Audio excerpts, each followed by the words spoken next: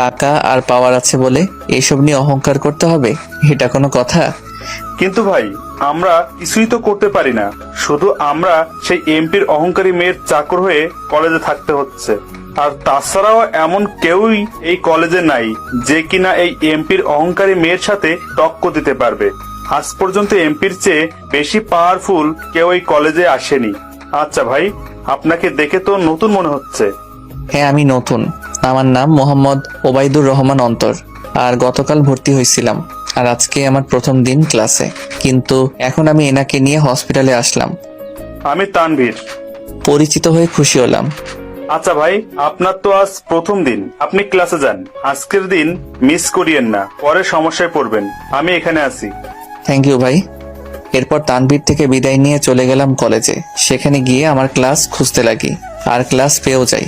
আমি ক্লাসের সামনে যেতেই দেখি ক্লাসে স্যার উপস্থিত। আসতে পারি স্যার? হ্যাঁ আসো। তুমি তাহলে সেই নতুন ছেলেটা, তাই না, যে আসার কথা ছিল? প্রিন্সিপাল স্যার আমাকে বলেছিল তোমার কথা।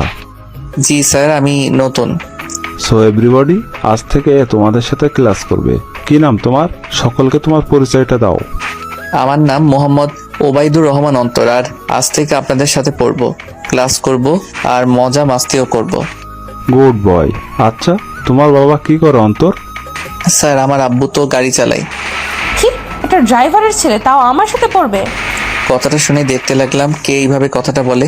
পরে দেখলাম সেই মেয়েটার কেউ না, সেই এমপির অহংকারী মেয়েটা। তাকে আমার ক্লাসে দেখে অবাক হয়ে গেলাম আমি। একটা ড্রাইভারের ছেলে আমাদের সাথে পড়বে? আল্লাহ, প্রিন্সিপাল স্যারের কি রোগ হলো? কোনো স্ট্যাটাস বলতে কিছুই নেই নাকি তার?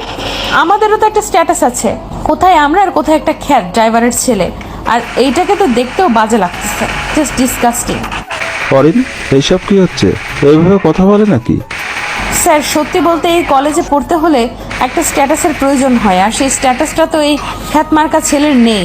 আর দেখেন না কি আজব শার্ট প্যান্ট পরে আছে সে, মনে হচ্ছে ফুটপাত থেকে কিনে আনছে।